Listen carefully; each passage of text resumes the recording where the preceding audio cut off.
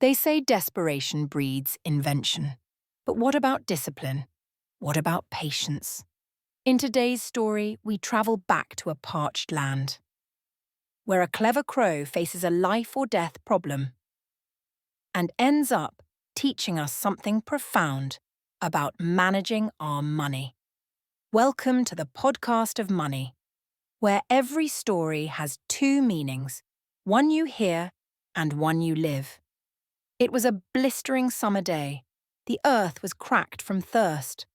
A lone crow fluttered across the dry landscape. Its wings were heavy, its beak parched.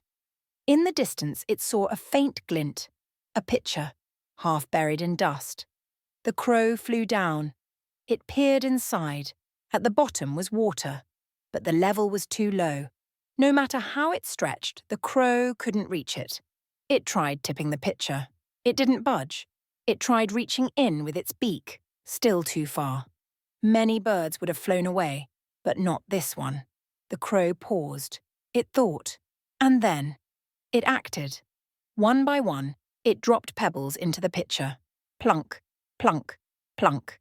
Each pebble made the water rise, just a little, until at last, the crow could drink. It survived, not by strength, not by luck, but by wisdom and patience. Now, you might be wondering, what does a thirsty bird have to do with your wallet? The answer? Everything. That pitcher, it's your financial life. That water at the bottom, that's your goal. Maybe it's freedom from debt. Maybe it's a house, a vacation, or just peace of mind. And those pebbles? They're the small, often overlooked choices we make with money. The crow didn't need a miracle. It used what it had. And that's your first takeaway. Pebble number 1. Resourcefulness. You don't need more money to make progress. You need better use of what you already have. Use coupons. Sell what you don't need. Learn a new skill online. Cook at home. It all adds up. Pebble number 2. Progress over perfection. The crow didn't stop just because one pebble didn't work. He kept going. You don't have to save a fortune in 1 week. Start with $10, then 20, then 50. It's not the size of your step.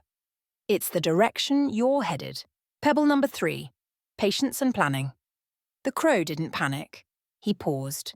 And he planned. That's the same mindset we need with our finances. Debt won't disappear overnight, but every small choice can raise the water. So, how do you apply this in your life? Step 1.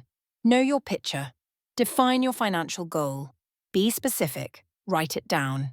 Step 2. Gather your pebbles. What are 5 small things you can do this week to save or earn? Step 3. Track the waterline. Create a visual tracker. Celebrate the small wins. Step 4. Stick with it. No matter how dry the season feels, your effort is moving that water higher. The crow didn't need to wait for rescue. He rescued himself 1 pebble at a time. So ask yourself, what's the next pebble you can drop? If today's story gave you something to think about, don't just scroll past. Hit that subscribe button and join us here at the Podcast of Money, where every dollar has a voice and every story brings you closer to financial freedom. Tap the bell so you never miss a tale that could change your life. And share this with someone else who's building their future.